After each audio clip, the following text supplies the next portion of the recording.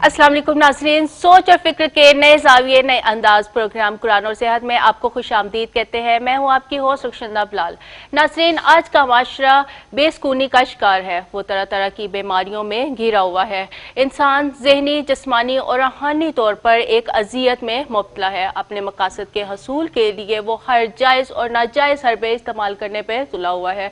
यही वजह है कि रोज़मर्रा की मसरूफियात में से वो अपने लिए कुछ वक़्त नहीं निकालता, बल्कि इतना वो बिजी हो गया है कि वो मुख्तलिफ बीमारियों में मुब्तला होता जा रहा है। यानी गज़ा का गलत इस्तेमाल, टेंशन, डिप्रेशन और एक्सरसाइज में कमी की वजह से वो मुख्तलिफ बीमारियों की तरफ बढ़ता जा रहा है। गोया कि खुद को बीमार करने वाले हम खुद हैं। जबकि इस्लामी निज़ाम सेहत के हवाले से देखा जाए तो इसके मुताबिक इंसान बीमार होने के लिए पैदा नहीं हुआ है, बल्कि जब फितरत से दूरी हम इख्तियार करते हैं तो हम यकीनन मुख्तलिफ बीमारियों का शिकार हो जाते हैं। आज हम बात करेंगे फैट्स के ऊपर, यानी कि फैट्स, मोटापा एक ऐसी चीज है जब बहुत ज्यादा फैटी होते हैं तो आपको कुछ पहनना हुआ या कुछ भी अच्छा नहीं लगता, और मोटापा बाजुकात मुख्तलिफ बीमारियों की जड़ भी बन जाता है। आखिर इससे कौन कौन सी बीमारियां जन्म लेती है, ये तमाम बातें हम आज के प्रोग्राम में डिस्कस करेंगे। हमारे साथ मौजूद है प्रोफेसर डॉक्टर जमील महरी, जो बैनुल-अक़वामी शोहरत याफ्ता है, रिसर्च स्कॉलर है और गोल्ड मेडलिस्ट भी है, जो आपको कुरान और सुन्नत की रोशनी में इन तमाम बीमारियों का इलाज और एहतियाती तदाबीर भी बताएंगे। अगर आज के प्रोग्राम के हवाले से आप कोई भी बात करना चाहते हैं तो स्क्रीन पर दिए हुए नंबर पर आप हमें लाइव कॉल भी कर सकते हैं। जी अस्सलाम वालेकुम डॉक्टर साहब। वालेकुम अस्सलाम। डॉक्टर साहब, ये तो कहा जाता है कि फैट्स जो है वो बहुत, वैसे ही इंसान बहुत बुरा लगता है फैटी इंसान, लेकिन मोटापे से बहुत सारी बीमारियां जन्म लेती हैं, ये भी सब जानते हैं। लेकिन आज के प्रोग्राम में हम ये जानेंगे कि आखिर कौन कौन सी ऐसी बीमारियां हैं कि जो मेन बीमारियां हैं मोटापे से वो पैदा होती हैं। बहुत शुक्रिया। अस्सलाम वालेकुम नाज़रीन, आप प्रोग्राम को बहुत ज़्यादा पसंद करते हैं और ख़ास तौर पे जो आपको घरों में बैठे हुए जो हम अल्लाह के निज़ाम सेहत के मुताबिक आपको मुख्तलिफ़ चीज़ें आप तक पहुँचा रहे हैं, आप उस जहाद में हमारे साथ शामिल हों और अपने दूसरे जो आपके ज़ीज़ो-क़ारब रिश्तेदार हैं और जो आपका हल्का अहबाब है उनको आप ये प्रोग्राम जो है कुरान और सेहत, यानी अल्लाह का निज़ाम सेहत, इस्लामी निज़ाम सेहत जो है, जिस पर अल्लाह ताला ने जिस इंसान को जिस फितरत पर पैदा किया और उस फितरत के लिए उसको दीन यानी ज़िंदगी करने का तरीका दिया, इसी को इख्तियार किए रहो। फिर अल्लाह फरमाते हैं कि इंसानों में कोई तग़य्युर और तब्दीली नहीं हो सकती, यही सीधा दीन है, मगर बहुत लोग नहीं जानते। तो वो जो नहीं जानते उनके लिए हम ये प्रोग्राम लेके आए हैं। तो आप भी इस कार खैर में और इस अजर में हमारे साथ, हमारे टीम का हिस्सा बने और शाना बशाना हमारे साथ इस बात को आप दूसरे हल्का बाप तक पहुंचाएं। और ये मंडे टू फ्राइडे हम 10 से 11 बजे तक आपके साथ लाइव होते हैं और आपकी बात सुनते हैं, और उसमें फिर उसके अलावा भी मेरे मुख्तलिफ मोबाइल जो है वो स्क्रीन पे होते हैं। आप बाद में भी 24 घंटे मुझे कॉल कर सकते हैं और मैं कोशिश करता हूँ कि आपकी घर बैठे जितनी ज़्यादा से ज़्यादा हो सके रहनुमाई हम करने की कोशिश करते हैं, और ख़ास तौर पर आपको किचन रेमेडी की तरफ लेके जाते हैं। ये जो घर में बावर्ची खाना है, अगर हमें इसका नॉलेज आ जाए तो यही शफा खाना है, हमें किसी मेडिकल स्टोर पे डॉक्टर्स की तरफ जाने की ज़रूरत न पड़े। आज का जो टॉपिक है वो है मोटापा, बीमारियों की अमाजगाह। बहुत सारी बीमारियां जन्म लेती हैं और इसकी वजह जो है, एक तो यह है कि बेतहाशा खाना खाना, हर वक्त खाने की तरफ हाथ बढ़ाते रहना और गले तक आ जाता है, लेकिन हम खाना बस नहीं करते और हमारी नीयत जो है वो नहीं बढ़ती। कुरान को हम मानते हैं पर कुरान की एक नहीं मानते। कुरान के अंदर सेहत का मोटो मौजूद है कि कुलू वशरबू वला तुसरफू, खाओ पियो और इसराफ यानी हाथ से तजावज़ न करो, अल्लाह अल्ले तरल्ले करने वालों को पसंद नहीं फरमाता। इसी तरह से फिर खुराक के बारे में, ग़ज़ा के बारे में मुख्तलिफ आयात कुरान के अंदर मौजूद हैं कि अल्लाह ताला सूरह काफ में फरमाते हैं कि अज़का तामन, उम्दा और तरो ताज़ा खाओ। फिर सूरह बकरा के अंदर है कि अब ज़रा तुम अपने ताम और मशरूब को देखो, ये कतन गला सड़ा तो नहीं। लेकिन हम जो है ना वो अच्छा, इसी बात को हम दूसरी तरफ अगर देखते हैं तो आप सल्लल्लाहु अलैहि वसल्लम जो है वो उनके हदीस मौजूद है कि एक मैदा जो आपका होता है उसका एक हिस्सा जो है वो भरें और 3 हिस्से उसको खाली रखें। लेकिन हम यहाँ पे मैदे के 4 हिस्से भर के उसके बाद पूरी एसोफेगस जो खुराक की नाली है उसको भी भर के हम गले तक ले आते हैं, और जब हमें सांस नहीं आता या घुटन हो रही होती है तो फिर उसके बाद हम कहते हैं जी अब या ठंडा पानी हो या अब कोल्ड ड्रिंक, कोई सॉफ्ट ड्रिंक हो। जी बिल्कुल डॉक्टर साहब, इस पे मजीद हम डिस्कस करते हैं। हमारे साथ एक कॉलर है, इफ्तिखार है बन्नू से। जी इफ्तिखार। जी जी अस्सलाम वालेकुम। वालेकुम सलाम। डॉक्टर साहब, मुझे 2013 में हार्ट अटैक हुआ था जी। तो अब भी जब 2 कदम चलता हूँ तो दिल बाहर निकलता है, हाँफने लगता हूँ। अच्छा, हार्ट अटैक के बाद क्या आपका इलाज क्या हुआ था? इलाज तो वही स्पाइरोमाइड गोलियां दे रहे हैं, विस्ट्रिल बाईपास तो नहीं हुआ? इजीडे। बाईपास हुआ आपका? जी बाईपास तो नहीं हुआ आपका? ना बाईपास कुछ भी नहीं हुआ जनाब। अच्छा, कुछ भी नहीं हुआ, ठीक है जी। जी बिल्कुल हाँ। जी ठीक है, मैं जी बताता हूँ बिल्कुल आपको। जी शुक्रिया आपका। हमारे साथ एक और कॉलर है, बुशरा है सियालकोट से। जी बुशरा, हेलो हेलो। जी आई थिंक लाइन ड्रॉप हो गई है। जी डॉक्टर साहब इफ्तिखार थे, हार्ट अटैक की बात कर रहे थे। अच्छा जी, इनके जो हार्ट की प्रॉब्लम के बारे में जो आपने अभी बन्नू से इफ्तिखार साहब ने कॉल की, पहली बात तो ये है कि कुछ रिपोर्ट्स आप जो है ना मुझे बाद में फ़ोन करके मुझे आप अपनी वैल्यूज़ बताएंगे कि आपका कोलेस्ट्रोल लेवल, ट्राइग्लिसराइड वगैरह और जो गुड कोलेस्ट्रोल है और बैड कोलेस्ट्रोल है, इनकी रिपोर्ट्स वैल्यू आजकल आपकी क्या है। बारकफ मैं आपको बता देता हूँ कि आप 3 चीज़ें जो हैं वो ले लें, 4 चीज़ें। खुलंजा आपको पंसारी से मिलेगी, खुलंजा, उसके बाद तेज पत्ता जो कड़ी पत्ता जिस घर में होता है, उसके बाद अदरक है और इलायची, खुर्द, छोटी सब्ज इलायची। ये 4 चीज़ों जो है ना इसको हम वजन पीस के रख लें और फिर इस पाउडर को 6 ग्राम आपने ये पाउडर लेना है और उसको एक गिलास पानी में डालकर इसको जोश देना है, गर्म करना है। और जब ये 1 कप रह जाए तो उसको नीचे उतार कर पुन कर आप इसमें शहद डालकर आप इसको नीम गर्म जो है वो पीना शुरू करें तो बहुत अच्छा है। और इसके अलावा जी हार्ट के लिए, और इसके अलावा आप दालचीनी जो है उसको पीस के रख लें, खाली दालचीनी खुद पीस के रख लें और दोनों का बराबर वजन में आप लेके ना दालचीनी और उसके साथ शहद, तो इसको मिक्स करना है, मिक्स करके रख लें। तो आप इसको नाश्ते में बतौर जैम जो है वो इस्तेमाल करें। हम जो ये बाजार से मुख्तलिफ ब्रांड्स के बने हुए जैम्स लेते हैं उस जैम्स के अंदर तो बहुत सारे केमिकल्स भी हैं, एसेंस भी हैं। ये बहुत खूबसूरत जैम बनेगा कि आप उसमें अदरक ले लें, कूट लें, उसके अंदर लहसन भी कूट सकते हैं, दालचीनी भी कूट सकते हैं और शहद भी। ये चारों चीज़ों को अगर आप हमवज़न करके तो इसको मिक्स कर लें तो ये बहुत खूबसूरत जैम बनेगा और इसको आप नाश्ते के तौर पे इस्तेमाल करें तो आपको तेजी से फायदा होगा। जी बिल्कुल ठीक हो गया। हमारे साथ एक कॉलर है, महविश है कमोकी से। जी महविश। हेलो अस्सलाम वालेकुम हाफिज। वालेकुम सलाम। जी सर से बात करनी है। जी बताइएगा। जी सर आपसे ये कहना है कि एक रिक्वेस्ट है कि जो जहाँ आप तशरीफ फरमा होते हैं उसका अगर एड्रेस लास्ट पे आप टीवी स्क्रीन पे लिखा हुआ दिखा दिया करें तो बाहर वाले लोगों को आसानी हो जाएगी जी। और कुछ दूसरा ये कि कामों की के हवाले से एक बहुत अहम मसले की तरफ आपके प्लेटफॉर्म के थ्रू रिक्वेस्ट करना चाहती हूँ कि कामों की में इस कदर ज्यादा डॉग्स की तादाद हो चुकी है, स्ट्रीट डॉग्स की तकरीबन आबादी का 2/3 हो चुके हैं। जी ठीक है, ठीक है जी बताता हूँ मैं जी बिल्कुल ठीक हो गया। हमारे साथ एक और कॉलर है, वलायत कमोकी से। जी अस्सलाम वालेकुम। सर मैं वलायत बोल रहा हूँ कामोकी से। जी जी बोले। सर अर्ज ये है कि मैं इस वक्त तकरीबन 70 साल मेरी उम्र है। जी जी। तो कबल तकरीबन 12-13 साल से मैं हर हरबा इस्तेमाल कर सकूँ, दवाइयाँ भी ले सकूँ, दूध भी रात को गर्म पीता हूँ, वैसे भी दही भी सुबह खाता हूँ। उसके जी जी ठीक है, मैं बताता हूँ। जी जी ठीक हो गया, थैंक यू जी। जी डॉक्टर साहब। अच्छा, महविश थी हमारे साथ। जी महविश ने एक तो जो एड्रेस की आपने बात की है, मोबाइल नंबर मेरे स्क्रीन पे आ रहे होते हैं, अगर आप उसके ऊपर जो मेरा नंबर 0321946235 है उसके ऊपर अगर आप एक कॉल करते हैं या मिस कॉल भी बनती है तो ऑटोमेटिकली उससे आपको एड्रेस मेरा जो है वो मैसेज शिफ्ट हो जाता है। बेहतर यही है कि आप कॉल कर लें डॉक्टर साहब के नंबर पे, तो आप दूसरा ये भी होता है कि पेशेंट जो मेरे पास इलाज के लिए आ रहे होते हैं मेरे पास, तो वो उन्होंने आने से पहले अपॉइंटमेंट लेनी होती है, 2-2 4-4 दिन हफ्ता पहले की अपॉइंटमेंट हुई होती है। तो आप आने से पहले अगर अपॉइंटमेंट लेंगे तो आपकी बारी भी टाइम से जरा वेस्ट नहीं होगा।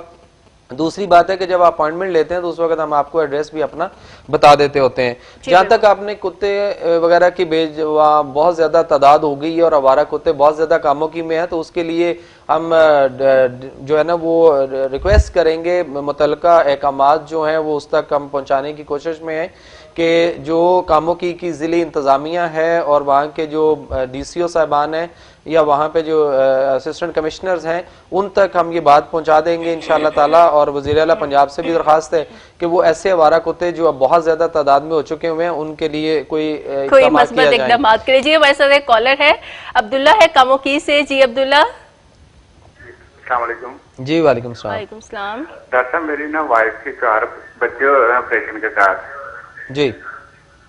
तो उसके पेट में हर्निया है, डॉक्टर कह रहे हैं ऑपरेशन करवाओ जी। तो इसके बारे में जो ना इलाज बता दे। सर की दर्द भी नहीं उसकी जाती है, जी दोपहर ठीक है, के टाइम शुरू होती है। जी ठीक है, मैं बताता हूँ। जी ठीक हो गया जी डॉक्टर साहब। अच्छा, उससे पहले थे एक कामोकी से ही थी कॉल के, उन्होंने कहा जी कब्ज का प्रॉब्लम है 12-14 साल से। तो मोहतरम ये आप मुझे किसी वक्त फोन कॉल करके आप आके मुझे जो है वो चेक करवा दें तो इंशाल्लाह ये मामला हल हो जाएगा, क्योंकि काफी क्रॉनिक हो चुका हुआ है। और फिलहाल आप ये करें कि आप 1 गिलास गर्म दूध लें, उसके अंदर 1 चम्मच देसी घी और 1 चम्मच जैतून का तेल डाल के इसको रात को जो है वो जरूर पिएं, और सुबह दही नहीं खाएं, क्योंकि दही जो है ना वो ठंडी है, उसका मिजाज सर्दी तरी वाला है, और आपके अंदर पहले ही सर्दी खुश्की और सर्दी तरी का अक्सर ज्यादा है, इस वजह से आप जो ब्लड प्रेशर का पेशेंट हुआ तो वो ये चीजें तो उसके लिए क्या डेंजरस होंगी। अगर ये आप जो देसी घी और ये इस तरह कह रहे हैं, आपको किसने कहा कि हाई ब्लड प्रेशर के अंदर ये चीजें डेंजर होंगी? नॉलेज आप अपना अपग्रेड करें थोड़ा सा। बेसिकली जो देसी घी है इससे अच्छा ये हार्ट के, मेरे पास जो हार्ट के पेशेंट्स आते हैं मैं उनको दिन में 3-3, 4-4 दफा देसी घी दूध में डाल के जो है वो उनको करवाता हूँ, इस्तेमाल करवाता हूँ। उनकी आर्टरीज ब्लॉकेज, वॉल ब्लॉकेज खुल गई हैं, और उनको वो जो डॉक्टर्स ने बाईपास सजेस्ट किया हुआ था उनके 4-6 लाख रुपया भी बच गया, बाईपास भी नहीं करवाना पड़ा। और वो बाईपास जिसको करवाने के बाद भी सारी उम्र दवाइयों का छापर हाथ में रहता है और कब्र तक दवाइयां खानी पड़ती हैं। हाई ब्लड प्रेशर के पेशेंट भी यूज करते हैं, कोलेस्ट्रोल वाले पेशेंट भी यूज करेंगे तो उनको फायदा होगा, नुकसान नहीं होगा। जहां तक इन्होंने हर्निया की एक बात की अभी पूछा था, तो ये केस देखना पड़ेगा, क्योंकि आपकी जो रिपोर्ट्स हैं उसके मुताबिक हर्निया कितना का बड़ा हुआ है। फिलहाल ये करें, आपके अदरक, जीरा, पुदीना और कलवंजी 4 चीजों का कावा 1 कप बना के आप इनको जो है वो नीम गर्म सुबह दोपहर शाम 3 टाइम पिलाएं, तो जो दर्द वगैरह होती है और जो उससे हर्निया फूलता है वो आपको काफी उसमें अफाका मिलेगा। जी जी जी। डॉक्टर साहब, फैट्स के हवाले से बात हो रही थी कि फैट से और कौन सी ऐसी डिजीज है जो बहुत ज्यादा कॉमन है? रक्षंदा, जो मोटापा है ना जी, सिर्फ हम उसको सिर्फ एक फैट ही नहीं लेंगे कि फैट से मुराद हमारे यहाँ होता है चर्बी। हम समझते हैं सिर्फ चर्बी से मोटापा आता है। मोटापे की 2-3 इकसाम होती हैं, एक फैट से या चर्बी से आ रहा है, लेकिन एक मोटापा वो भी है जो आपके तजाबियत की वजह से आ रहा है, जिस तजाबियत की वजह से आपके अंदर री या गैस वगैरह बनती है और एक्सेसिव बैबल गैसेस बनती हैं, और वो आपका पेट जो है या आपका जो जिस्म जो है वो बड़ा सख्त कसा हुआ, टाइट, गुंदा हुआ, और पेट जो है वो मटके की तरह फूला हुआ बड़ा टाइट होता है। तो एक मोटापा ये भी होता है। हमने सिर्फ ये समझ रखा हुआ है कि सारी चीजों में कोलेस्ट्रॉल बढ़ा हुआ है और हम कोलेस्ट्रॉल की तरफ ना जाएं। देसी घी जो है ये बहुत अच्छी खुराक है और ये कोलेस्ट्रॉल को किल करता है, और इसके अंदर सारे का सारा जो है वो गुड कोलेस्ट्रॉल मौजूद है। लेकिन हमें बस वो एक ऐसा फोबिया सा, एक डर जो है वो पैदा कर दिया गया और एक खौफ और राज फैलाया हुआ है कि इसकी तरफ ठीक हो गया। हमारे साथ यहाँ पे कॉलर है, तफज्जुल है लाहौर से। जी अस्सलाम वालेकुम। जी अस्सलाम वालेकुम। जी वालेकुम सलाम। डॉक्टर साहब से मेरा सवाल है जी कि जब मैं सुबह उठता हूँ ना डॉक्टर साहब जी, तो मुझे छींके और बड़ी जुकाम नजला हो जाता है और 2 घंटे 2 घंटे रहता है। कितने अरसे से ऐसा हो रहा है? ठीक रहता है। कितने अरसे से ऐसा हो रहा है? ये तकरीबन को 3-4 महीने से ऐसा हो रहा है। इससे पहले भी कभी हुआ? हाँ डॉक्टर साहब, तो पहले भी होता था, लेकिन वो काफी साल पहले की बात है। इस वक्त मेरी उम्र है 63 ईयर्स है जी। ये तकरीबन कोई 10-12 साल पहले होता था, लेकिन दरमियान में ठीक हो गया था। लेकिन अब फिर दोबारा है। जब मैंने हकीम के दवाई भी खाई है और डॉक्टर की भी खाई है। जी मैं बता देता हूँ। कोई अफाका खुराक के बारे में किसी ने बताया आपको क्या खाना है? नहीं, वो कहते हैं कि आप हकीम साहब तो यही कहते हैं कि आपको एलर्जिक है, आप डस्ट से और सर्दी से बचे। चले ठीक है, मैं बताता हूँ। ठीक हो गया। हमारे साथ एक और कॉलर है, जुबैदा है नारोवाल से। जी Zubaida. Hello. I think line drop हो गई है जी। तफज्जल साहब अभी पूछ रहे थे लाहौर से कि छींके, एलर्जी वगैरह है। हकीम साहब भी कहते हैं एलर्जी है, तो हकीम साहब को चाहिए कि अपने नॉलेज को अपग्रेड करें। बेसिकली ये हुक्म आके शायान शान नहीं है कि वो एलर्जी वगैरह इस तरह से कहें डस्ट और फलां चीज़ों से है। बेसिकली ये वो टर्म्स हैं जो एलोपैथिक्स के यहाँ से स्टार्ट हुई, और जब उनको किसी बीमारी की समझ नहीं आती तो वो उसको एलर्जी करार दे देते हैं, और डॉक्टर जब उस को ट्रीट नहीं कर पा रहा होता, उसको समझ नहीं आती, अंडरस्टैंड नहीं कर पाता और उसके रूट कॉज पे नहीं जाता, तो उसके पास सिर्फ एक ही हरबा है कि वो एंटी एलर्जी दे दे, उसको स्टीराइड दे दे या एंटीबायोटिक्स दे दे, जो और बहुत ज्यादा इंसान के अंदर जो मैकेनिज्म है या मशीनरी है उस सारे का बेड़ा गर्क वो दवाइयां कर रही होती हैं। एलर्जी कोई बीमारी नहीं है, एक हसासियत है जिस्म के अंदर, और ये खास तौर पर नजला, जुकाम, केरा, बलगम, रेशा और नाक कान गले की प्रॉब्लम, दमा, टॉन्सल्स और थायराइड ग्लैंड्स, उसके बाद गिल्लड, गॉइटर, और उसके बाद जो नाक के अंदर पॉलिप, नेजल्स वगैरह बढ़ते हैं। डॉक्टर्स इनके बार बार आपको ऑपरेशन तजवीज़ करते हैं और आप ऑपरेशन करवा के भी देखते हैं कि 6-8 महीने के बाद हम फिर उसी जगह पे खड़े होते हैं जिस जगह पे हमने ऑपरेशन से पहले जहां हम गए थे, जिस जगह पे हम थे। एक्चुअल ये पोजीशन है कि खुराक यहाँ पे बेस कर रही है रक्षंदा, ये लोग जो है ना वो ज्यादा बलगमी चीजें खाने वाले होते हैं। ये आलू, गोभी, चावल, मटर, दाल, माश, चने की दाल, उसके बाद माश की दाल और चिकन, उसके बाद अंडा, और बाजार की जो खासतौर पे मरगन गजाएं, चटपटी गजाएं और समोसे, पकोड़े, इन चीजों के ऊपर ये इतना के लगे हुए हैं, उससे इनकी बलगम रतूबात जो है वो ज्यादा बढ़ रही हैं। और बलगम जब मैदे से बनने के बाद जब वो दिमाग में पहुंचेगी तो दिमाग पे जब ओवर हो जाएगी तो फिर वो फ्लो करेगी नीचे को, टैंकी ओवरफ्लो जैसे होती है, नाक से कभी आ गया, कभी कानों से, कभी हलक में गिरता रहा, फेफड़ों में गया तो हम ब्रोंकियल अस्थमा और उसके मरीज बन जाएंगे, दमे के, सांस की प्रॉब्लम्स आएंगी, 2 कदम चलना, उठना, बैठना भी मुश्किल होगा। अगर वो दोबारा फिर मैदे में गया तो फिर वो खुराक के साथ हजम हुआ तो उसने खून को पोल्यूटेड करना शुरू कर दिया और खून इतना कि गंदा हो गया कि जिससे और बहुत सारी इमराज आती हैं। तो भैया बात यह है कि एलर्जी कोई बीमारी नहीं है, आप इसके मुस्तकिल इलाज के लिए अगर अल्लाह के निज़ाम सेहत की तरफ आ जाएं तो उसके बाद फिर मैं ये इंशाल्लाह आपको कहूंगा कि उसके बाद आप डस्ट में रहें, आप जिस तरह की मर्जी का, जब आंधी हो तो आप बाहर खड़े हो जाया करें, कोई मसला नहीं होगा। जी बिल्कुल ठीक हो गया डॉक्टर साहब, इस पे मजीद हम डिस्कशन करते हैं। हमारे साथ एक कॉलर है, इरफान है कराची से। जी इरफान। मोहम्मद इकबाल नाम है जी। इकबाल साहब, मुझे पूछना था कि जैसे अभी आपने बताया कि खाना खाने से कोलेस्ट्रॉल वगैरह की जो शिकायत है, तो ये मैंने भी नोट किया है कि कोई ज्यादा खाना खाने की वजह से एकदम अचानक मुझे चक्कर से आते हैं, और जो है मेरा जो पेट भी जो है ना, जो अभी आपने जिक्र किया कि जिस तरह मटकी की तरह बन जाता है, वजन मेरा 76 किलो है तकरीबन, और पेट बढ़ता जा रहा है। जी ठीक है सर, मैं बताता हूँ। ठीक हो गया। हमारे साथ एक और कॉलर है बुरेवाला से। जी आई थिंक लाइन ड्रॉप हो गई है। जी डॉक्टर साहब क्या कहेंगे? इकबाल साहब, आप जो कराची से भी कॉल कर रहे थे, आपने देखिए, आपने खुद ही कहा है कि मैं जब ज्यादा खाना खाता हूं तो इस तरह से हो रहा है।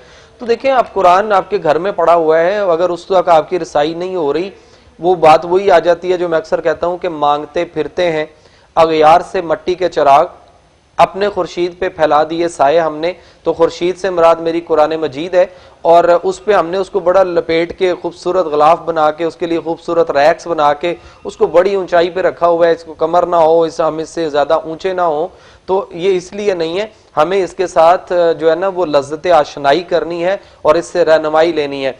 कुरान में अल्लाह ताला फरमाते हैं, आज का तामन उम्दा और तरोताजा खाओ। अब अपने जरा तुम ताम और मशरूब को देखो, ये कतन गला सड़ा तो नहीं। तो जो चीजें हम घरों में फ्रिजों में ला के पका के भी बना के भी रख छोड़ते हैं, और उसके बाद वैसे भी कच्ची चीजें भी हम ला के जब रखते हैं, स्टोर करते हैं, तो उनके अंदर कुछ घंटों के बाद वो अफादियत नहीं रहती जो उसके अंदर अल्लाह ताला ने कुदरती तौर पे रखी है। चिकन को तो ज्यादा देर के लिए आप स्टोर भी नहीं कर सकते ना, जर्म्स बहुत ज्यादा बढ़ जाते हैं। देखिए रक्षंदा, चिकन जो है ना, ये तो बजाते खुद अगर इसको देखा जाए तो, और इसके बारे में जो इसकी खुराक डाली जा रही है, इसकी जो खुराक बन रही है, अगर उसको देखें तो बहुत सारे लोगों के इस पे अखबारात में आर्टिकल्स भी आए और उन्होंने अगर इसको हराम करार नहीं दिया तो मकरूर जरूर कह दिया हुआ है। क्योंकि जिस चीज के ऊपर हम तकबीर जब ज़िबा करते हैं तो अल्लाह ताला ने इंसान को जो तकबीर का हलाल का तरीका दिया, जब वो करते हैं तो इंसान वो जो जिस चीज को भी ज़िबा कर रहा होता है इंसान, उसके अंदर से सारा खून जो है वो निकल जाता है। ये वाहिद मुर्गी है जिसको आप खा रहे होते हैं, तो एंड पे भी आप खाते हुए भी देखेंगे तो उसके अंदर आपको ब्लैक ब्लैक आर्टरीज जो है ना वो मिलेंगी, जो हम बास लोग तो जो है वो निकाल देते हैं, और बास को मैंने ये देखा है कि वो इतनी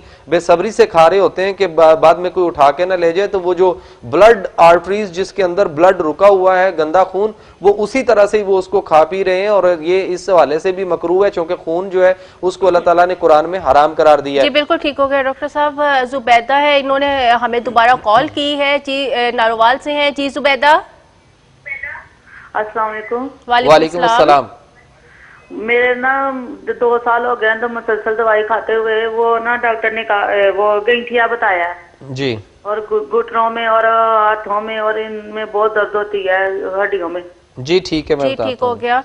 हमारे साथ एक और कॉलर है डीजी खान से। जी अस्सलाम वालेकुम, कौन बात कर रहे हैं? वालेकुम अस्सलाम, मैं जैन खालिद बात कर रहा हूँ। मैंने डॉक्टर साहब से बात करनी है। जी सर बताएं। सर मेरे फादर को शुगर है और वो ब्लड प्रेशर के मरीज हैं और उनके गले में रेशा भी बहुत है। काइंडली आप इसके लिए कोई इलाज वगैरह बता दें। जी सर मैं बताता हूँ। जी ठीक हो गया, थैंक यू सो मच जी डॉक्टर साहब। अच्छा, उससे पहले ज़ुबैदा थी नारोवाल से, इन्होंने गैंठिया की बात की है। तो देखें गैंठिया जो है ना, ये जोड़ों के अंदर रतूबात फासद मादे जब रुक जाते हैं और जोड़ उससे फिर टेढ़े मेढ़ा होना शुरू हो जाते हैं, जोड़ों के ऊपर सोजिश आ जाती है और आप इसको जो है ना वो इसका इलाज डे 1 यानी कि जब पहले दिन पता चला तो उस वक्त से लेके आपने पेन किलर्स वगैरह खाना शुरू कर दी। बाज़ दफ़ा डॉक्टर कहते हैं कि आप घुटनों के अंदर टीका लगवा लें, कभी जोड़ों के अंदर, कभी वो कहते हैं मोरे के अंदर रीढ़ की हड्डी में इंजेक्शन लगवा लें। तो ये सारी चीज़ें जो है ना ये पेन किलर हैं और पेन किलर के नुकसान है। अलार्म सिस्टम को ये दर्द की दवाइयां जो है वो जाके दबा देती हैं, सुन कर देती हैं। दर्द हो रही होती है, महसूस नहीं होती, तो दर्द का 2 गोली नहीं होता। अल्लाह के निज़ाम सेहत की तरफ आ जाएं तो गैंठिया का इलाज मौजूद है। और ख़ासतौर पे ऐसे पेशेंट जो जोड़ों और दर्दों और पट्ठों की खिंचाव की वजह से क्रॉनिक डिसेबिलिटी, लंबे अरसे की माजूरी, या वो समझते हैं कि हम बेड के ऊपर लेटे हुए हैं और उनके लिए उठना बैठना चलना फिरना करवट लेना मुश्किल हुआ है, तो ये सारे उठकर फिर से अपने कामकाज के काबिल हो सकते हैं, बशर्ते कि ये अल्लाह के निज़ाम सेहत की तरफ आए, जिसमें खुराक भी हम उसको बताते हैं कि आप क्या क्या चीज़ें खा पी सकेंगे उनकी कंडीशन के मुताबिक, और साथ उस पर वो दुआई चीज़ें जो अल्लाह ताला ने जिनका जिक्र कुरान में जिन चीज़ों का जिक्र किया और जिनका जिक्र अल्लाह ताला ने अपने हबीब नबी करीम सल्लल्लाहु अलैहि वसल्लम के उस्वा हसना के ज़रिए तिब्बे नबवी में दिया, उन नेचुरल इंग्रेडिएंट की तरफ जब आप आएंगे, नेचुरोपैथी पे आएंगे, फितरत के करीब आएंगे, तो तमाम मसाइल ठीक हो जाएंगे। वरना पेन किलर खा के तो फिर आप देख लें मैदे के मसाइल, गुर्दों के, जिगर के मसाइल भी जो है ना वो हो रहे हैं। एक कॉल ले ले, कॉलर है हमारे साथ मोहम्मद तनवीर है खुशाब से। जी मोहम्मद तनवीर। डॉक्टर जमील साहब से बात करें। जी मोहतरम बताइएगा। सर ये जब भी मैं कोई गर्म चीज खाता हूँ, मसलन अंडे का ऑमलेट खा लूँ, बड़ा गोश्त खा लूँ, इस तरह की कोई गर्म चीज है, पकौड़े खा लूँ, तो जो है ना यूरिन में जलन होती है बहुत ज्यादा। जी ठीक है सर, मैं बताता हूँ आपको। इससे पहले खालिद साहब थे डीजी खान से, उन्होंने पूछा था जी कि वालिद साहब को शुगर, ब्लड प्रेशर और रेशा वगैरह की प्रॉब्लम रहती है। तो मोहतरम यह है कि आपके वालिद साहब को जब से भी शुगर डायग्नोज हुई, जितना भी अरसा हो गया, और ब्लड प्रेशर जब भी डायग्नोज हुआ तब से लेके आज तक आपने ब्लड प्रेशर को मैनेज करने के लिए उसकी मैनेजमेंट की तरफ स्ट्रगल रखी, आपने उसको परमानेंट क्योर करने की तरफ नहीं आए। लबलबा जो होता है वो इंसान के अंदर इंसुलिन बना रहा होता है, जब वो एबनॉर्मल बनाता है, सुस्त रवि का शिकार होता है, कम बनाता है, क्योंकि हम जब ज्यादा बहुत ज्यादा खाते हैं, ओवर ईटिंग करते हैं, तो उस वक्त हमारे मसाइल जो है ना वो सारे के सारे जो ग्लूकोज बनता है उसका सारा जो इफेक्ट वो पैंक्रियाज के ऊपर पड़ता है। काट रही हूँ बहुत दूर से, एक्चुअली हमारे साथ एक कॉलर है, सर्वर है सऊदी अरेबिया से। जी सर्वर। जी जनाब अस्सलाम वालेकुम।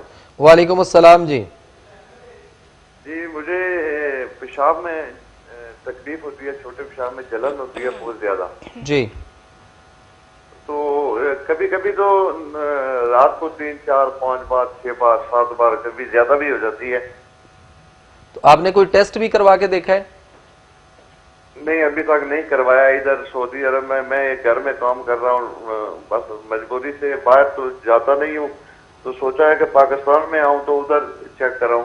कोई ट्रीटमेंट वगैरह और करवाया आपने? कुछ नहीं करवाया।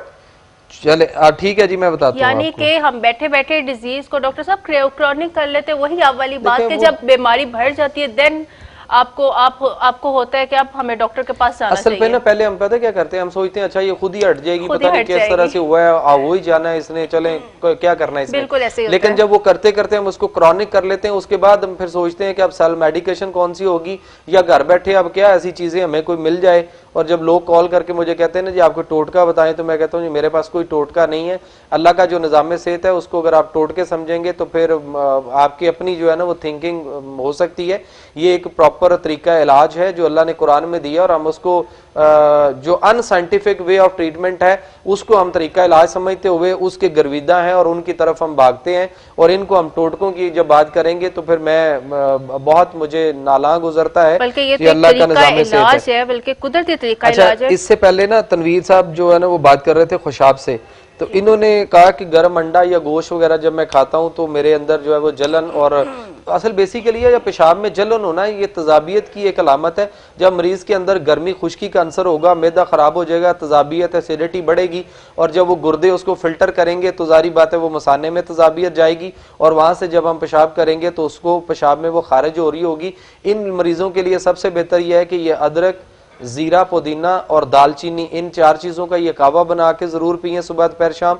और पानी जब भी पिएं उसको नीम गर्म करके पिएं, और पानी गर्म करके उसके अंदर शहद डालकर फिर उसको हल करके नीम गर्म, ये ज़्यादा से ज़्यादा पानी पिएं तो इनके फाका होगा। और सब्जियों में ये कद्दू का इस्तेमाल जो है वो कोई 1 हफ्ता या 5 दिन लगातार कद्दू शोरबे वाला बना के लें, या शलजम शोरबे वाले बना के ले लें, या टिंडे शोरबे वाले बना के ले लें। और बकरे का गोश्त जो है उसकी यखनी या उसको शोरबे वाला बना के अगर ये लें तो बहुत अच्छा इनको जो है वो फायदा होगा। जी बिल्कुल ठीक हो गया। हमारे साथ एक कॉलर है, अब्दुल रशीद है इस्लामाबाद से। जी अस्सलाम वालेकुम, क्या कहेंगे आप? जी अस्सलाम वालेकुम। मुझे आज से 1 साल पहले हेपेटाइटिस सी का डॉक्टर ने बताया था ना जी, तो मैंने वो टीके वगैरह भी लगवाए 2 महीने। ठीक है जी। फिर किसी वजह से मैंने वो छोड़ दिए। ठीक है। तो टेस्ट में वो उसका रेंज दूसरा तीसरा वो सब उन्होंने बताया कि आपको हेपेटाइटिस सी है जी। उसके बाद वो मेरे टीके मिस हो गए तो मैं फिर गया तो उन्होंने कहा ये अभी आप नहीं लगवा सकते, आपके पास ये कोर्स है, ये है, वो है, इतना महंगा है। चले जी मैं बताता हूँ आपको। जी बिल्कुल ठीक हो गया। हमारे साथ एक और कॉलर है, फोजिया है सक्खर से। जी फोजिया। अस्सलाम वालेकुम, डॉक्टर जमील साहब से बात जी बोल रहा हूँ, बताइएगा। डॉक्टर साहब मेरी शादी को 10-12 साल हो गए, प्रेगनेंसी नहीं हुई है। जी ठीक है। और पीरियड्स मेरे चले जाते हैं जैसे कि थायराइड वगैरह, और डिफेस्ट्रॉन, ग्लूकोफेज मुझे बहुत दी गई है। ग्लूकोफेज क्यों दी गई है? आप डायबिटीज पेशेंट है? नहीं, ओवरी सिस्ट बताई गई थी। ओवरी सिस्ट के लिए ग्लूकोफेज से क्या ताल्लुक है? ये तो मैदे को खराब करती है, और डायबिटिक ड्रग है जो ये जिसको शुगर नहीं है वो ग्लूकोफेज खाएगा तो उसको शुगर हो जाएगी। हाँ जी, मैंने बहुत 1 साल तक तकरीबन लिए, और इसके अलावा भी बहुत ट्रीटमेंट कराए, लेकिन ना ही तो वो पीरियड सही हो रहे हैं और ना ही मुझे खुराक वगैरह का पता चल रहा है कि क्या लेना चाहिए क्या चले जी मैं बताता हूँ आपको इंशाअल्लाह। एक्चुअल इससे पहले अब्दुल रशीद थे जो आप बात कर रहे थे। रशीद साहब बात यह है कि हेपेटाइटिस जब आपके डायग्नोज हुआ, आपने 2 माह इंजेक्शन लगवाए और उसके बाद छोड़ दिए, तो मैं ये कहूँगा कि आपको पता नहीं कौन सी नेकी जो है वो आपके काम आई, और उसके बाद आप जिस भी वजह से आपके इंजेक्शन छूटे, देखें अगर आप ये समझते हैं ना कि वो और पूरे लग जाते, या अब भी आप इस चक्कर में है कि दोबारा से लग जाए तो पता नहीं आप क्लियर हो जाएंगे। इंजेक्शन थेरेपी करने के बाद भी मरीजों का जो विरालोजी एलाइजा मेथड है वो नेगेटिव नहीं होता। बेसिकली उनको जो टेस्ट करवाते हैं डॉक्टर वो पीसीआर करवा के, तो 100 लोगों का अगर पीसीआर करवाया गया तो मुश्किल उसमें से 2, 4, 5 होते हैं जिनकी रिपोर्ट नॉट डिटेक्टेड आती है, बाकियों की 95 जो होते हैं वो डिटेक्टेड पे रहते हैं। और नॉट डिटेक्टेड का मायना ये नहीं होता कि आपको नेगेटिव हो चुका हुआ है, नॉट डिटेक्टेड का मतलब है नजर नहीं आया, नहीं मिला।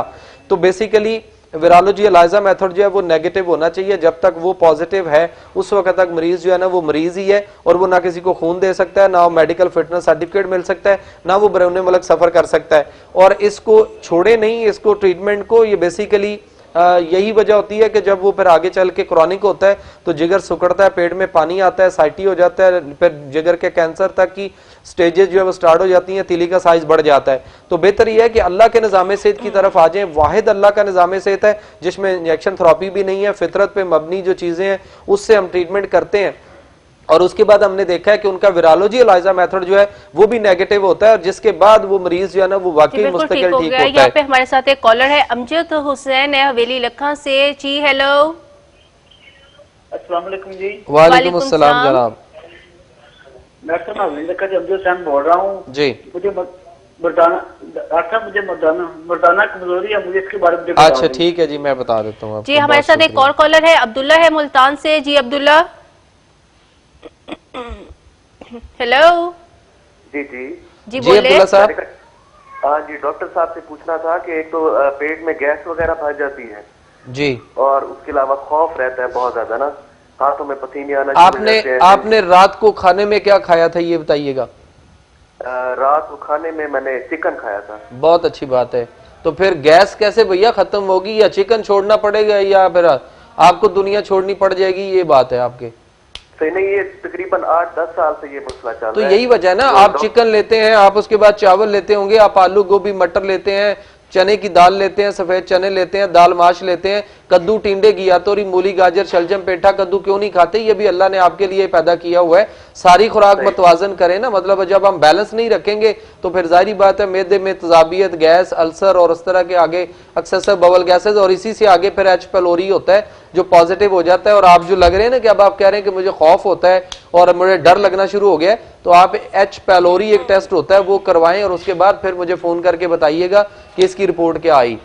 जी बिल्कुल ठीक हो गया। अच्छा, आगे था अमजद हुसैन हवेली लखा से, इन्होंने जो बात की मोहतरम, ये बात मैं लाइव आपसे इस तरह नहीं कर सकता, माजरत, आपने इसके लिए मुख्तलिफ टेस्ट होते हैं वो भी पूछने होते हैं। तो मेरे मोबाइल स्क्रीन पे नंबर आ रहे हैं, आप मुझे बाद में, ये मेरे नंबर 24 घंटे ऑन होते हैं, आप मुझे बाद भी कॉल करके पूछ सकते हैं। और खासतौर पे वो लोग जिनकी प्रोग्राम में कॉल नहीं लगती तो बाद में भी नंबर ऑन होंगे, आप उस पर बात कर सकते हैं। फौजिया थी सक्कर से जो पूछ रही थी कि अभी तक उनके प्रेगनेंसी नहीं हो रही और उनके साइकिल पीरियड्स और उनमें जो है ना वो हार्मोनल डिस्टर्बेंस है, तो इसमें भी कुछ चीजें जो है ना वो पूछने वाली इस तरह की हैं। तो आप अगर बाद में मुझे कॉल कर लेंगे मोबाइल पे तो मैं जरा डिटेल से आपकी बात सुन भी लूंगा, पूछ भी लूंगा, फिर उसके मुताबिक कुछ टेस्ट हो सकता है एडवाइस करूं। देखें, आपने कहा कि डॉक्टर आपको ग्लूकोफेज खिला रही है और उसके बाद वो आपको एक प्रोमोलर्ट एन दे रही होगी या डाइन एक गोली है वो दे रही होंगी, उससे वक्ती तौर पे साइकिल कभी थोड़ा सा मसनूई हार्मोन है बाहर से दे दें, लेकिन वो हार्मोन जो बाहर से हम खाते हैं किसी भी मसले में वो अंदर के जो हार्मोनल सिस्टम होता है उसको बहुत तेजी से बिगाड़ दे और खराब करते हैं, और आपका मसला जो है ना वो जूं का तू बल्कि और खराब हो रहा है। और सिस्ट और फाइब्राइड और जो ये रसोलियां गिल्टियां होती हैं यूट्रस में या ओवरी में, या इनके लिए जो है ना वो खुदा के लिए आप जो है वो अल्लाह के निज़ाम सेहत की तरफ आए, वरना लेडी डॉक्टर्स जो है ना वो या फिर वो आप पे रहम कर लें कि वो जो ग्लूकोफेज इस्तेमाल करवाती हैं, ग्लूकोफेज तो जिस कंपनी ने बनाई है उसने उसके अंदर भी ये चीज नहीं लिखी हुई कि ये इस काम के लिए है, पता नहीं उसको मोटापा कम करने के लिए ग्लूकोफेज क्यों देती हैं, हालांकि ये डायबिटिक ड्रग है और इसको फिर सिस्ट को कंट्रोल करने के लिए भी इसको देती हैं। बेसिकली पीछे उसका जो निज़ाम है जो ग्लूकोफेज है, ये तो जो शुगर के मरीज खा रहे हैं वो कहते हैं कि हमारा इसके खाने से जो है ना हमारा निज़ाम बहुत खराब हो रहा है, मैदा खराब हो जाता है, अक्सर पेट खराब हो जाता है। तो इस पे डॉक्टर्स को चाहिए कि वो भी रहम करें, अपना नॉलेज अपग्रेड करें, मरीज को अगर खुराक की तरफ ले आए कि उसके मिजाज के मुताबिक क्या खुराक मोटापे में मरेगी और मोटापे की किस्म कौन सी होगी। बिल्कुल ठीक हो गया। यहाँ पे हमारे साथ एक कॉलर है, साकिब खान है विहाड़ी से। जी साकिब। वालेकुम सलाम जी।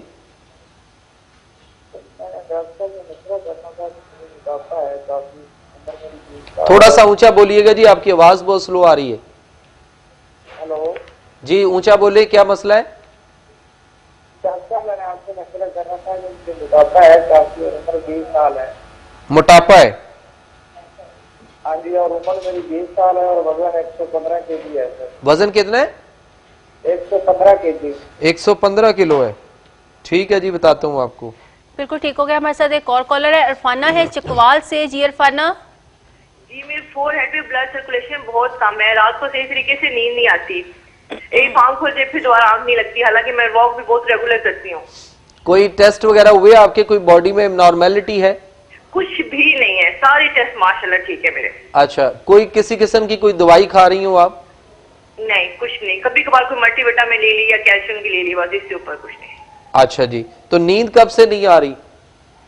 नींद आती है लेकिन 2-3 घंटे 3-4 घंटे, फिर उसके बाद नहीं आती, आंख खुल जाए फिर बीच में बिल्कुल नहीं आती। चलें ठीक है, मैं बताता हूँ जी आपको। अच्छा, अब्दुल्ला से उन्होंने गैस वगैरह की प्रॉब्लम की बात की, तो भैया बात यह है कि आप अदरक, जीरा, पुदीना और दालचीनी का कावा बनाकर 1 कप सुबह, 1 दोपहर, 1 शाम जो है वो पिए, और पीते वक्त उसमें हस्बे ज़ायका आपने शहद जरूर डालना है, तो इसको नीम गर्म पिए तो आपका मसला हल हो जाएगा। उसके बाद साकिब खान थे व्याड़ी से, मोटापा 20 साल इनकी उम्र है और 115 किलो का आपका अभी वजन है। तो बात यह है कि साकिब भैया, मोटापा जो है इसकी 2 इकसाम होती हैं, एक होता है फूला हुआ मटके की तरह जिस्म सख्त, गुंदा हुआ, कसा हुआ, टाइट, और एक होता है जिसमें जिस्म नरम, पिलपला, ढीला, लटका हुआ। तो यह बाद में मुझे कॉल करके पूछिएगा तो मैं इसकी खुराक भी आपको बता दूंगा और उसके बारे में दवाई भी आपको बताऊंगा कि आप किस तरह से इसको मोटापा कम कर सकते हैं।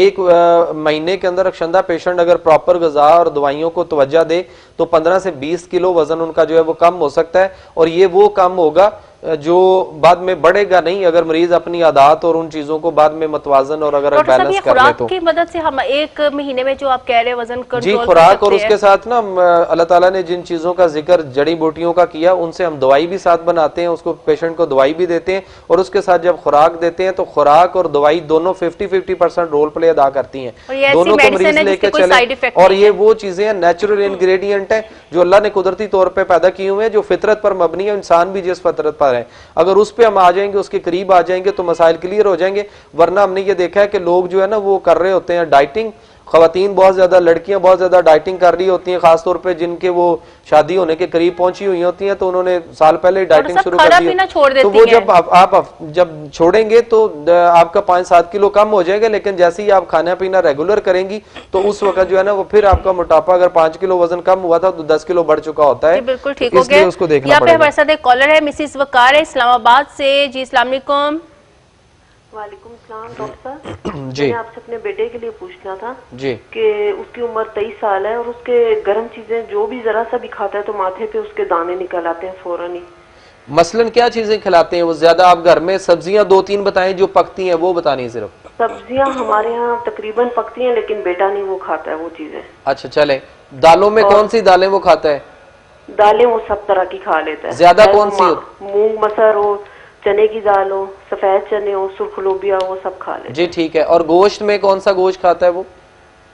गोश्त में हम लोग बड़ा गोश्त खाते हैं जी, और ये चिकन ही जिससे आप मना कर रहे हैं। जी ठीक है, मैं बताता हूँ। अभी बड़ा गोश्त भी मना करता हूँ, कैसे मना करता हूँ तेजाबियत का शिकार होता है। हमारे साथ एक और कॉलर है, बाबर है नारोवाल से। जी बाबर।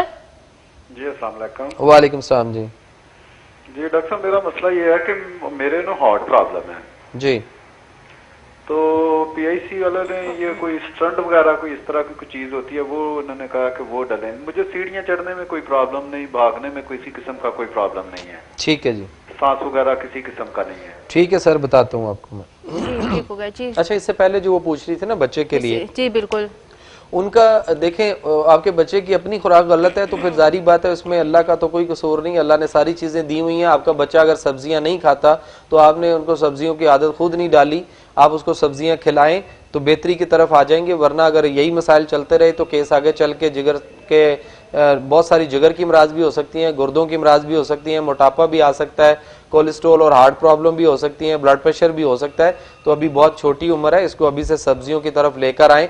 आप देखें, आपने कहा चिकन जो मैं मना कर रहा हूं, तो आप सल्लल्लाहु अलैहि वसल्लम ने फरमाया कि ये जो गाय और भैंस है इसका जो गोश्त है इसमें आपने फरमाया कि जो दूध इनका है ये एक मुकम्मल गज़ा है। फिर उसके बाद फरमाया इस दूध से जो निकलता है घी, देसी घी, वो बतौर दवाई शफा है। ये आप सल्लल्लाहु अलैहि वसल्लम की हदीस, मस्तनद हदीस मौजूद है। फिर उसके बाद आपने फरमाया कि इनके गोश्त में बीमारियां हैं। अब जिन गोश्त के बारे में आप सल्लल्लाहु अलैहि वसल्लम ने 1500 साल पहले फरमा दिया कि बीमारियां वो आप खा रही हैं, और जिस घी के बारे में आपने फरमाया ये बतौर दवाई शिफा है, उसके लिए डॉक्टर्स और सारे लोगों में एक फोबिया है कि नहीं जी इससे कोलेस्ट्रॉल बढ़ेगा, मुख्तलिफ अमराज आएंगी, हार्ट अटैक हो जाएगा, पता नहीं कौन कौन सी क़यामतें आ जाएंगी। ऐसा नहीं होगा। और जो दूध आपने फरमाया मुकम्मल गज़ा है, तो गज़ा एक ही होती है। एक वक्त में अगर दूध पी लिया जाए तो उसके फौरन बाद 2-3 घंटे तक उसके बाद खाना नहीं खाना चाहिए, और अगर खाना खा लें तो उसके 3 घंटे बाद तक कम से कम जो है वो दूध नहीं पीना चाहिए, क्योंकि हम दो गज़ाएं डिफरेंट ले रहे हैं। हम ये समझते हैं कि रोटी सालन और मुख्तलिफ चीजें जो चावल और चिकन और गोश्त खा रहे हैं ये खुराक है, और बाद में जो दूध पीना है वो हम समझते हैं पानी ना पिए दूध पी लें। तो दूध एक मुकम्मल गज़ा है। दूध मुकम्मल गज़ा की आपको वजाहत कर देता हूं कि जब वो बच्चा बहुत छोटा होता है, जब माँ का दूध भी वो नहीं पी रहा होता या माँ ने अपना दूध छुड़ा दिया होता है, तो उसके बाद वो 2, 2.5, 3 साल तक, जब तक वो कोई सॉलिड चीजें खाने की उम्र तक नहीं पहुंचता, तो सिर्फ इसी दूध से ही हम उसको जो है पाल रहे होते हैं। इसलिए ये बात मुस्तनद है आप सल्लल्लाहु अलैहि वसल्लम की कि दूध एक मुकम्मल गज़ा है। तो अपने बच्चे की पहले तो आप गज़ा ठीक करें, उसके बाद फिर मुझे फोन कॉल करके बताइएगा, तो फिर मैं आपको इसका कोई हल जो है वो बताऊंगा। जी बिल्कुल ठीक हो गया। हमारे साथ एक कॉलर है, तारिक अजीज हैं। जी अस्सलाम वालेकुम। हेलो, लाइन ड्रॉप हो गई है जी डॉक्टर साहब। अच्छा डॉक्टर साहब, डायबिटीज के हवाले से अगर देखा जाए तो फैट्स में ये कितना रोल प्ले करती है?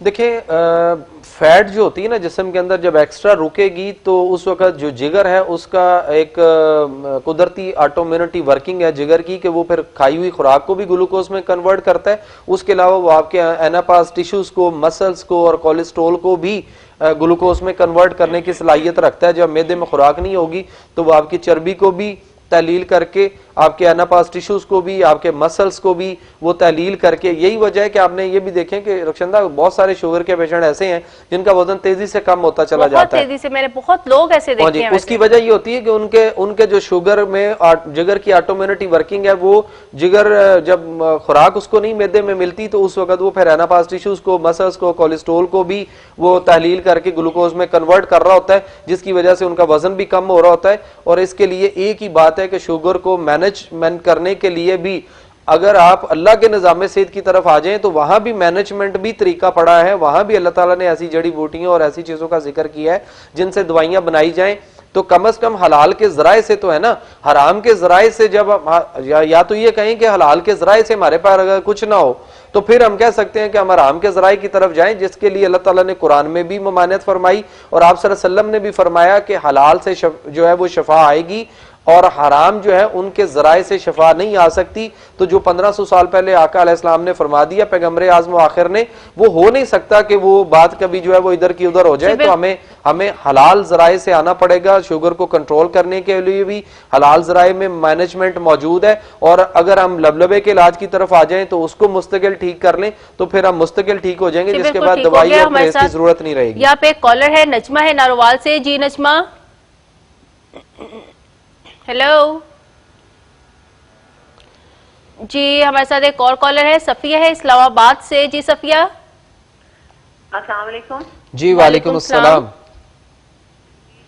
मुझे ये पॉलीसिस्टिक ओवरीज का मसला भी है जिसकी वजह से इनफर्टिलिटी भी है, तो उसके लिए कुछ बता दें। और वेट भी ज्यादा है मेरा। जी ठीक है जी, ठीक हो गया। डॉक्टर साहब इसका शॉर्ट सा आंसर दे दे, प्रोग्राम का टाइम जो है वो खत्म होने वाला है। एक्चुअली ये है कि सफिया जो आपने पूछा ना, सिस्ट और फाइब्रॉइड और मैस और वहां पे रसोलियां या गिल्टियां, ये बेसिकली सर्दी खुश्की या गर्मी खुश्की की वजह से वहां पे बन रही होती हैं। और हम जब लेडी डॉक्टर्स के पास जाते हैं तो वो जितने मुख्तलिफ हमें हार्मोन्स और देती हैं उससे हमारा पूरा हार्मोन सिस्टम जो है वो डिस्टर्ब होता है, हम इनफर्टिलिटी की तरफ चले जाते हैं और उधर वो जो प्रॉब्लम है हमारी जूं की तूं वहीं रहती है और उसमें खराबियां और बढ़ती चली जाती हैं।